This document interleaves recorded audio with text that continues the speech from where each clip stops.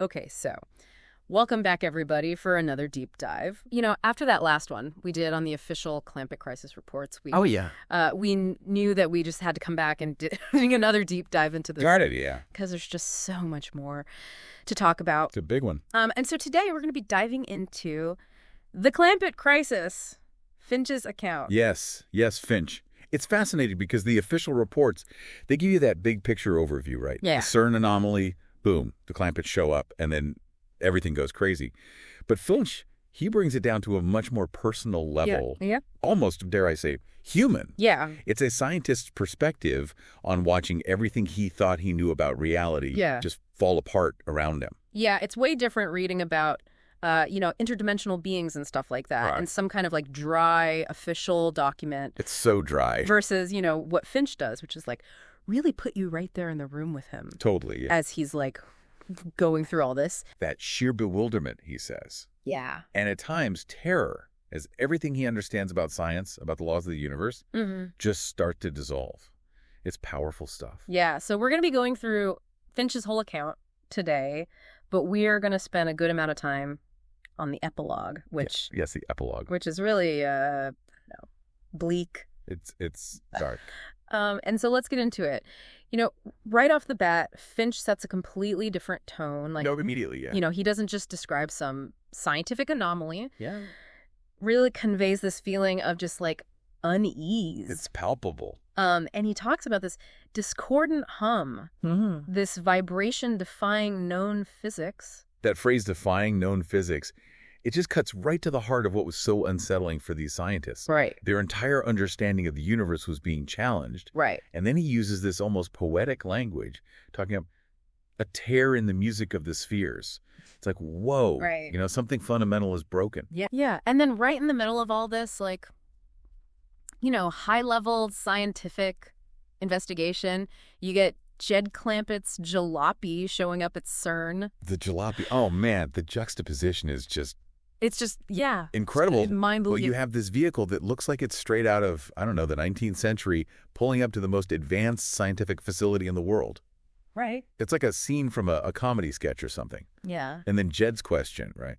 What's with all the metal? Right. I mean, it's so simple, so down to earth, but it just highlights this massive gulf between these two worlds that has suddenly collided. Yeah. Yeah. And, the scientists, at first, they're just bewildered, right? Yeah, of course, who wouldn't be? But, pretty quickly, that bewilderment turns into something a lot more serious, right? Oh, yeah, because they start to realize this isn't just a one-off weird event. Right. This is, as Finch puts it, reality unraveling. Yeah. Yeah. And so while they're trying to wrap their heads around, interdimensional rifts Yeah. and all this crazy theoretical stuff, thousands of miles away, in Arkansas, something totally different is going on. Oh, yeah. The Church of the Ozark Ascension, right? Right. Right. This religious movement just explodes out of nowhere. Yeah. And they're not looking at the Clampetts through a scientific lens at all. Right. They see it as a divine intervention, Yeah. like a sign from God. Right.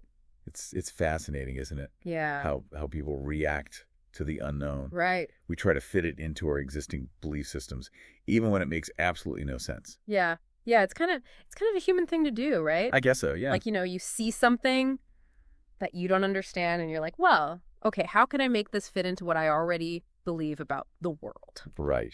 And it's amazing how fast this Church of the Ozark Convention took off, Oh, it was incredible, like wildfire. Yeah. I mean, you have the stories about Granny's Ring, Ellie Mae's staff.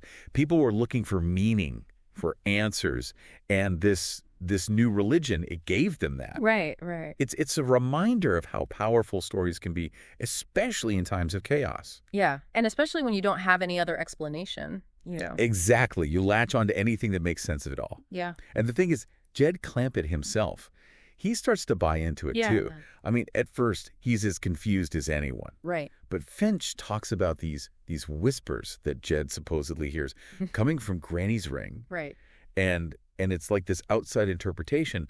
It starts to shape his own self-image. Right. He starts to believe he's chosen, that he has this destiny to fulfill. Right. And it leads him to, well, declare Arkansas an independent theocratic state. Yeah, it's kind of like a comedy, a tragedy, all at the same time, right? It really is, yeah. Like, this simple guy from the Ozarks, all of a sudden, he's the leader of his own little nation, And he believes it.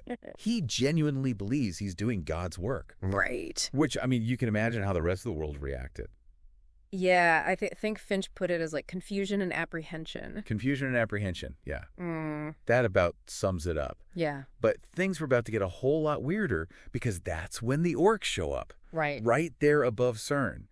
And Finch, he's very clear about the connection to that initial discordant energy they detected. Right, So it wasn't just the Clampets who came through whatever rift opened up. right. Something bigger was happening. Ah. Reality was becoming unstable. Right, and then you have Granny transforming into the Queen Mother. Oh, man. That's when things went from strange to downright terrifying. Yeah, This, seemingly harmless old lady yeah, suddenly becomes this embodiment of evil, right. declaring a new twisted confederacy. It's like something out of a nightmare. Yeah, it's just insane, right? It's Yeah. like at this point, how are you even Yeah. supposed to react? I don't know. And Finch, he doesn't hold back on how useless conventional weapons were. No, he doesn't. This He adventure. talks about their weapons crackling with otherworldly energy. Right. Like our technology, our understanding of warfare, it was all meaningless against this. Right. And then cities start falling. The southern states get taken over. By this twisted confederacy, and it's just bleak. It was a dark time. Yeah. And then you have Granny in what used to be Washington, D.C., Right. holding this ceremony, declaring Jed the president of this new confederacy. Right. And Jed's still convinced that, like, this is his destiny. Oh, yeah, he's totally bought into it. Yeah. But Finch, he makes it pretty clear that Jed's just a pawn in Granny's game. Right. He's being manipulated, Yeah. but he's too far gone to see it. Yeah. He's totally under her control. Yeah. And faced with this existential threat, that's when the last alliance forms. Right. Yeah. Finch talks about how, like, this has never happened before in history. Never. Nations that had been enemies for a century. Oh, right. Putting aside their differences to face a common enemy. Right. It's pretty remarkable when you think about it. Yeah. But even with the whole world united, they're still up against something that they're completely unprepared for. Absolutely. And Finch, he talks about how useless all their advanced weaponry was. Yeah. Against magic. I mean, how do you fight something like that? Right. You can't just throw tanks and missiles at a problem like this. Yeah, he specifically talks about this big battle at CERN. Oh, yeah, the battle for the super collider. Yeah. That was a turning point. Right, and he was even there, right? He was. Yeah. Scientists fighting alongside soldiers Yeah. in the tunnels beneath the facility. Yeah, he even mentions hurting his shoulder, I think. He did, yeah. Just a small detail, but it just kind of brings home, like, how real all this was, He grounds the whole thing, yeah. Yeah, it's not just, some abstract interdimensional invasion. It's like people are getting hurt, people are dying. People are fighting for their lives. Yeah, and that's when SG-1 shows up. SG-1. Now, for those who don't know, these guys, they're the experts on dealing with the, let's say, unusual They're the interdimensional specialists. They've seen it all. Right. So their arrival, that was a game changer. Yeah, and Finch talks about Carter and her discovery. Yes, Carter. Brilliant scientist. Right. She figures out that those energy fluctuations, they weren't random at all. Right. They were a form of control linked to this interdimensional ring. Right. Which meant that this invasion, it wasn't some random event. Right. It was planned. Right. And then we get that transmission from Ball. Ball. That's when we learn who's really pulling the strings. Right. Finch, he describes Ball's message as chilling. Yeah. And I think he quotes Ball as saying something like, I wield the staff of chaos. I control the ring and I will create a new order. Arrogant. Yeah. And that's when, it all kind of comes together. The scope of the threat. Right. The mastermind behind it all. Ball. Yeah. It sends shivers down your spine. And then SG-1 goes on this mission to the necropolis in Antarctica. The necropolis. The place of death, of ancient power. Right. And Finch talks about their, alliance with the remaining Earth forces, but it's not like a friendly alliance. No, it's born out of desperation. Right. They're all that's left. Yeah, and they discover that Granny's essence has been transferred to the Helm of Domination. The Helm of Domination. Yeah. Another artifact of immense power. Right. It's like something out of a dark fantasy novel. Yeah, and so then there's this big battle for the Helm. Oh, a desperate fight. Yeah, and Teal Dick, he manages to separate Granny from the Helm. It seemed like a victory at the time. Right. But then O'Neill, Yeah. he puts on the helm. Right. And he becomes the Lich King. Yeah, it's just this horrible twist. It was. And the orcs, They immediately submit to this new master. Right. They're his puppets now. And SG-1 has to retreat. Right. They have no choice. They're outmatched. Yeah, and so then it's like, what do they do now? They're desperate. Yeah, and Finch talks about this idea that Carter comes up with. Carter, always thinking. Right. She proposes repurposing the super collider. Right, to turn it into some kind of, like, energy weapon. A directed energy weapon, yeah. To, disrupt the dark magic coming from the necropolis. A long shot. Right, but the thing is, using the super collider like that, it could have irradiated Antarctica. It could have destroyed an entire continent. Right, so it's like, how do you even make that decision? An impossible choice. Right. And Finch talks about how much debate there was within the last alliance. Right, weighing the destruction of an entire continent against, the threat of global domination by the Lich King. And the fate of the world hanging in the balance. Right. Must have been agonizing. Yeah, and then out of nowhere, Bobby Joe Bradley shows up. Bobby Joe Bradley. That's an interesting part of the story. Right. Finch talks about how she makes this, really passionate plea to not destroy Antarctica. She appeals to their humanity. Yeah. Reminds them of what's really at stake. Right. And it works. Right. It does. The Alliance, they decide to look for another way. Right. So Bobby Joe Bradley kind of, saves the day. In our own way, yeah. Yeah. And then Ellie Mae comes back. Ellie Mae. That's where things get really strange. Right. Finch says that she gives Teal'c the Staff of Chaos. The Staff of Chaos. Yeah. And she says something like, Granny ain't herself. Cryptic. Yeah. Like there's something more going on than meets the eye. Yeah. And so Teal'c takes the Staff of Chaos and he goes back to the necropolis to confront the Lich King. A one-man army. Yeah. And Finch, he kind of mentions how the official reports describe the confrontation as theatrical. Theatrical. It's an odd choice of words. Yeah, maybe Finch is hinting that there's more to the story. Perhaps. Yeah. But anyway, Teal'c uses the Staff of Chaos to shatter the Helm of Domination. Which frees O'Neill from the Lich King's control. Right, but the necropolis collapses. A cataclysmic event. And both O'Neill and Teal'c are presumed dead. A heavy price to pay. Yeah, but the crisis isn't over yet, right? Not quite. Finch goes on to describe Carter and Daniel going back to the necropolis, which is now this radioactive wasteland, to try and activate the Stargate. Right, so they can contact the Asgard. They're our only hope. Yeah, and against all odds, they manage to do it. They do. And Thor arrives with his ship. Right, and he disables the interdimensional ring. Which cuts off Granny's control over the orcs. Right, and without Granny's influence, the orcs turn on Jed. And the Twisted Confederacy crumbles. Right, and Jed, he's put on trial. But as we talked about earlier, Finch, he kind of seems to feel sorry for Jed. Yeah, he sees him as a victim of manipulation. Right. More than a true villain. Right, and it turns out that the ring that Granny gave him was influencing him, making him do things that he wouldn't normally do. A puppet master. Yeah, and so in the end, Jed is released, but he's still under observation, just in case. To make sure he's not a threat. Right. So it seems like everything is back to normal, right? You'd think so, wouldn't you? Yeah. But that's when we get the biggest twist of all. Right. Ellie Mae. Yeah. She reveals her true identity. Right, she's Baal. All along. It was him all along. He'd been orchestrating everything from the very beginning. And Finch, he describes Baal appearing on every screen in the world with this cruel smirk. Cruel smirk. He was relishing in his victory. Yeah, and Baal wastes no time. He uses the ring in Russia. Oh, yeah. And the entire population is transformed into orcs. Millions of people under his control. Right, and Russia just descends into chaos. It was a nightmare scenario. Yeah, and the orcs in Arkansas, they fall back under Baal's control as well. He's got a whole army now. Yeah, it's like all that fighting, all that sacrifice, and Baal is still in control. It seemed hopeless. Yeah, and Finch talks about this feeling of despair. Oh, it was palpable. At CERN, The weight of the world was on their shoulders.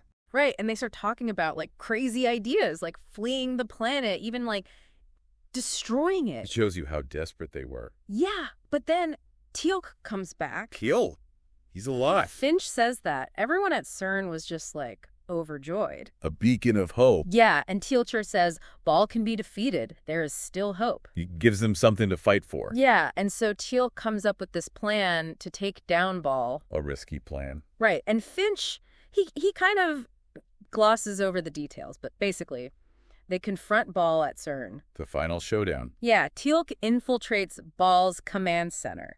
And they have this, like, epic fight. A fight for the fate of the world. Right, and Teal'c, he refuses to give in to Ball's temptations. He resists his power. And in the end, he defeats Ball with his bare hands. Incredible. Yeah, so that's the end of the Clampett crisis, right? Well, the fighting is over.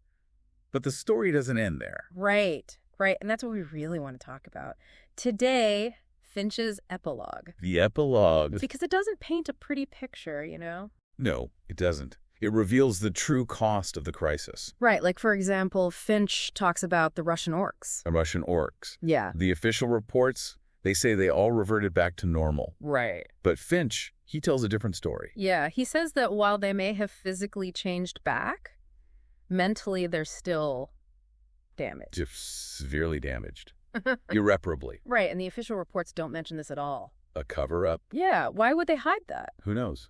But it's unsettling. Yeah, like an entire nation, you know, physically fine but mentally shattered. Tragedy. Yeah, and Finch, he talks about how even though the Church of the Ozark Ascension fell apart, there are still these splinter groups. Oh, yeah, cults popping up everywhere. Yeah, each with their own interpretation of what happened during the crisis. It shows you the lasting impact of trauma. Right, and then there are the Arkansas orcs. They're still being kept in camps. Containment camps. Yeah. But they want their freedom. Right. And there are still clashes, skirmishes. Yeah, Finch calls it a low-intensity conflict. A war that never really ended. Right.